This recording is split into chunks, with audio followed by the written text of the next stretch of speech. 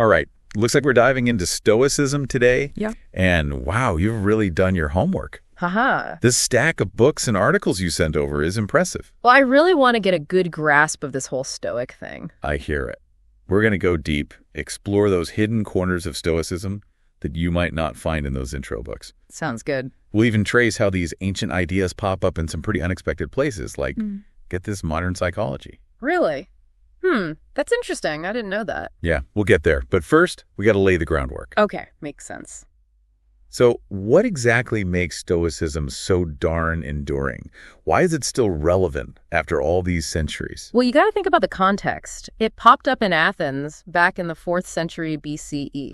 Ancient Greece, right. Yep. And it wasn't all sunshine and philosophy back then. It was a time of major upheaval, social and political chaos. But in the middle of all that, Stoicism offered this path to stability and purpose. Like a refuge from the storm, huh? Yeah. Exactly. It gave people a way to find meaning and direction amidst all the craziness. So it wasn't just some abstract philosophy for elites.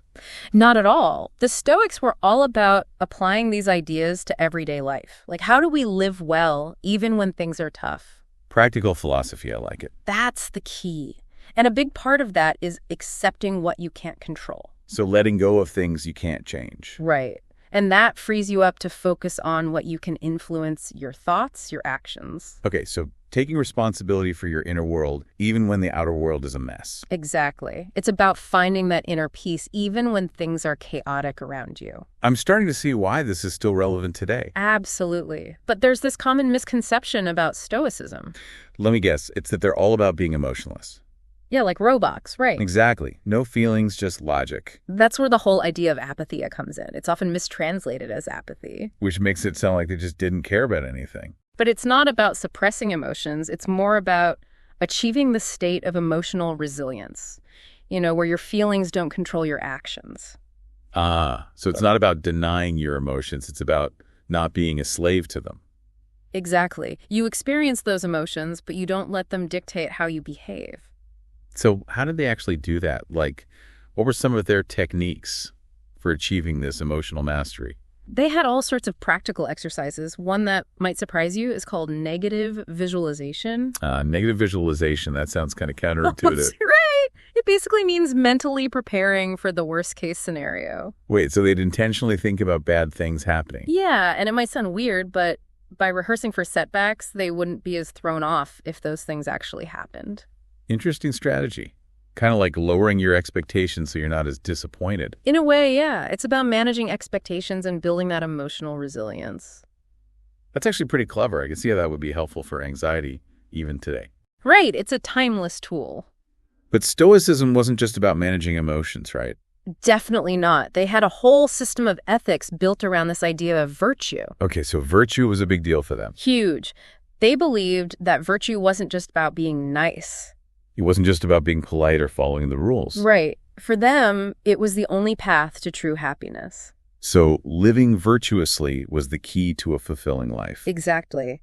They believed it meant aligning your actions with this concept of logos, the rational order of the universe. Wow, okay, so understanding your place in the grand scheme of things and acting accordingly.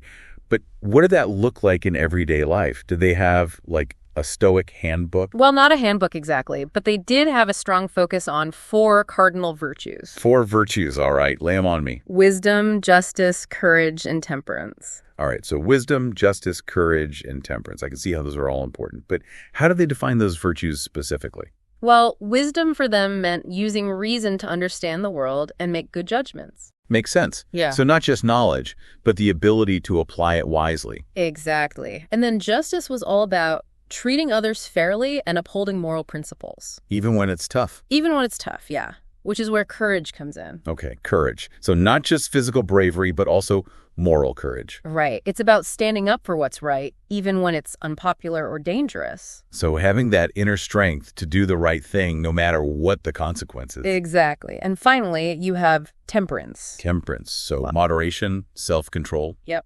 They recognized that pleasure and material things could be tempting. So not denying yourself everything, but finding a balance and not letting those desires rule you. That's it. And I think that's especially relevant today, with all the consumerism and instant gratification. Yeah, no kidding. It's like we're constantly being told we need more stuff to be happy. But Stoicism offers a different perspective. It's about finding contentment within yourself rather than in external things. That's a powerful message.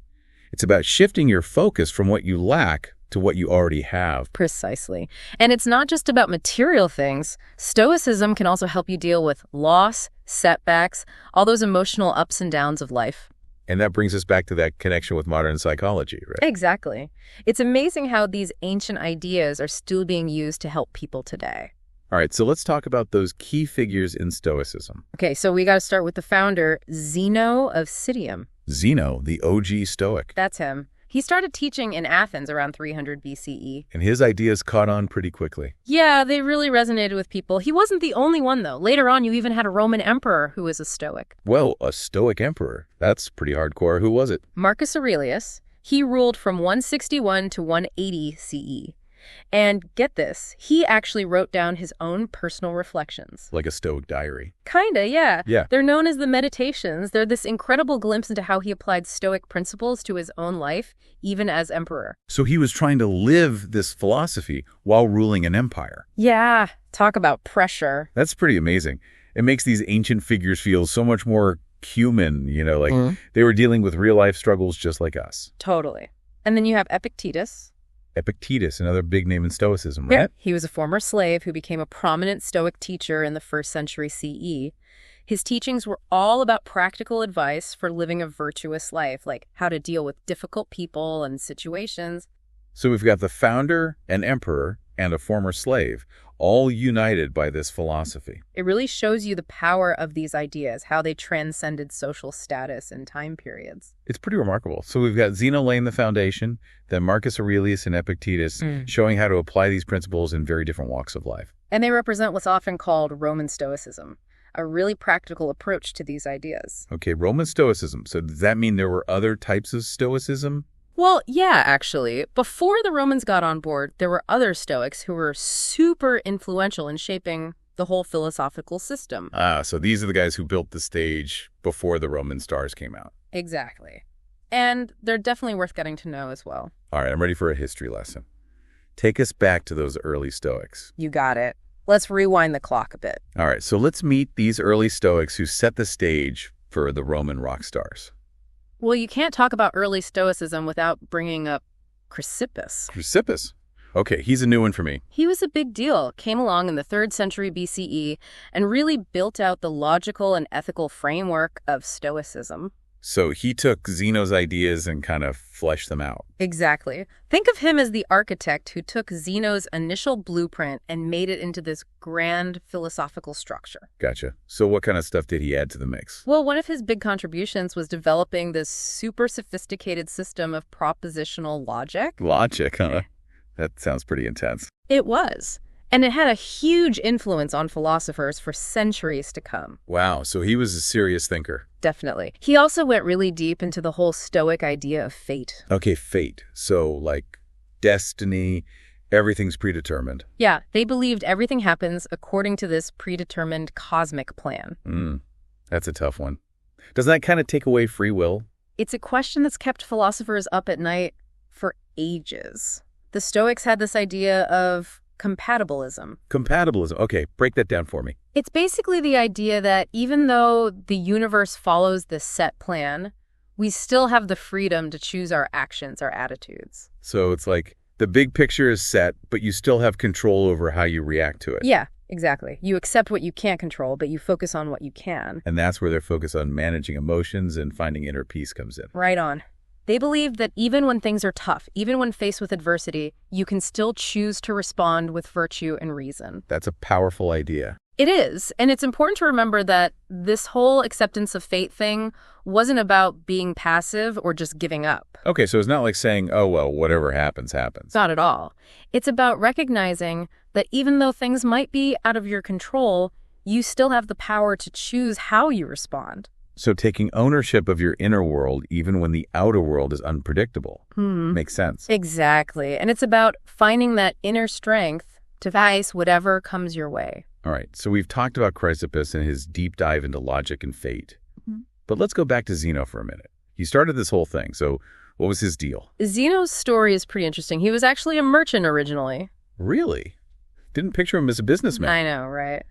But he lost everything in a shipwreck, and that experience completely changed his course. Wow, talk about a life-altering event. Seriously. So he ends up in Athens, where he meets the followers of Socrates and the Cynics. Okay, Socrates, the big name in philosophy. And the Cynics, they were kind of the rebels, right?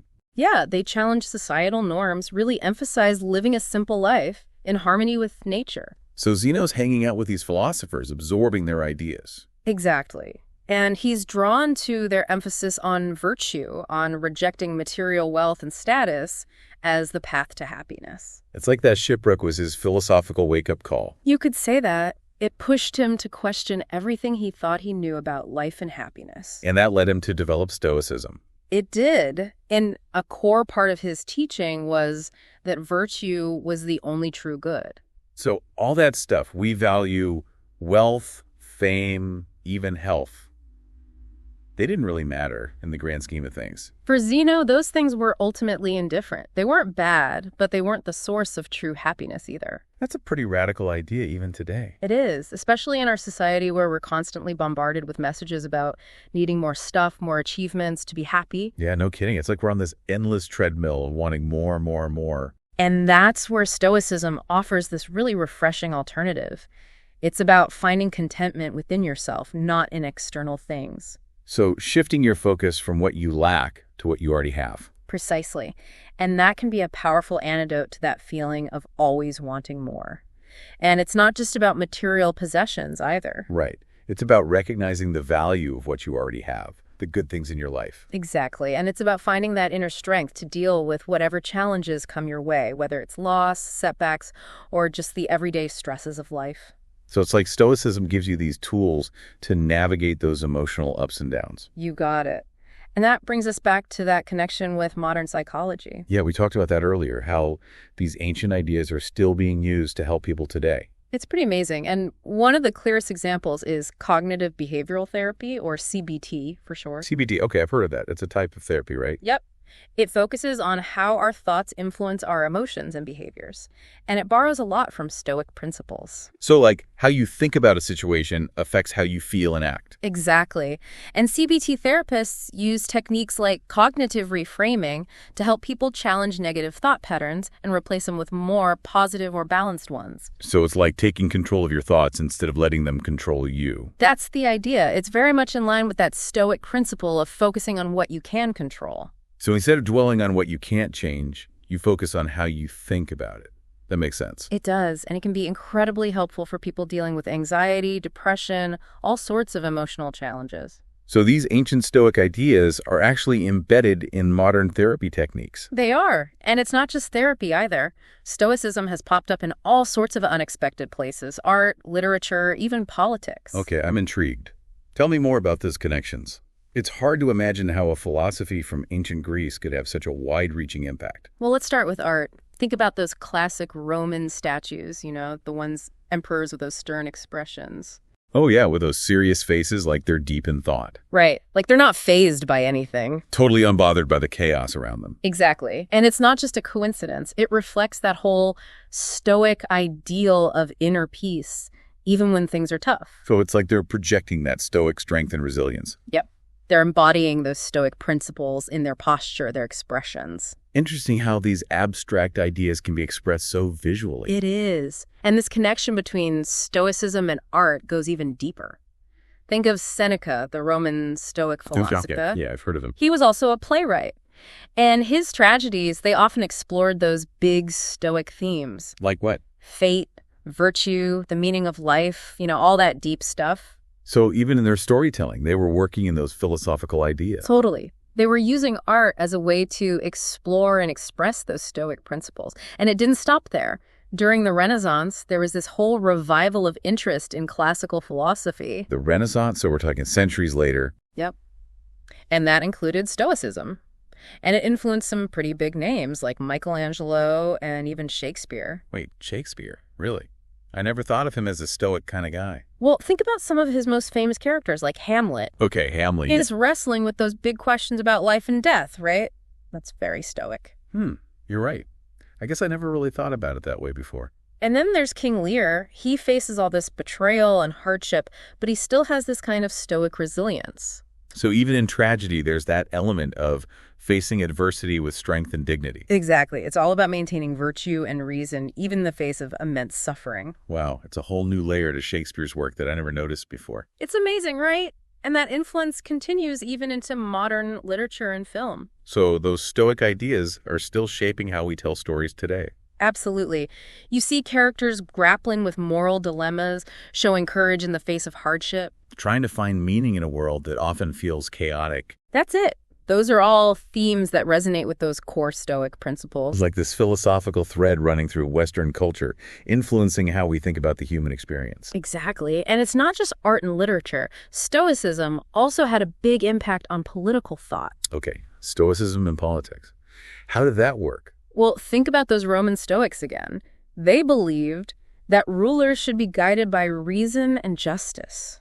So not letting their emotions or personal desires cloud their judgment. Right. And they emphasized serving the needs of the people above all else. So it's like a blueprint for ethical leadership. You could say that. And it wasn't just theoretical. Remember Marcus Aurelius? The Stoic emperor, yeah. He actually tried to put these principles into practice. His meditations are full of reflections on how to be a just and virtuous ruler. So he was walking the walk, not just talking the talk. Exactly. He faced those same struggles between power and morality that any leader faces. And it's kind of inspiring to think that he was using Stoic philosophy to navigate those challenges. Definitely.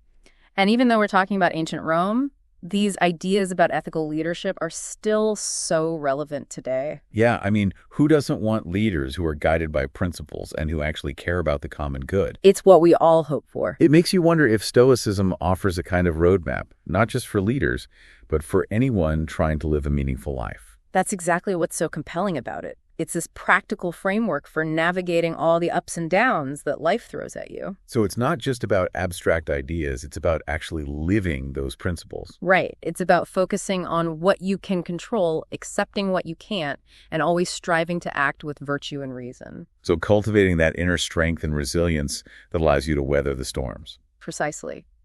And it's a powerful reminder that even when the world feels chaotic, you can still find peace and purpose within yourself. Wow, we've covered so much ground in this deep dive. We have. From ancient Greece to modern psychology, from Roman emperors to Renaissance playwrights.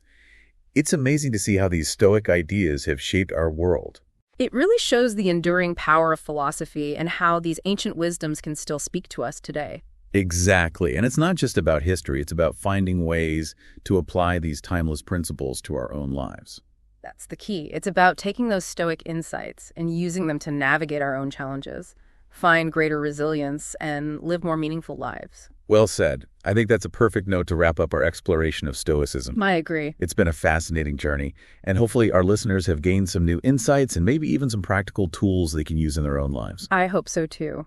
And remember, exploring philosophy is a lifelong journey, so keep asking questions, keep seeking wisdom, and keep diving deep. Couldn't have said it better myself. So until next time, keep exploring.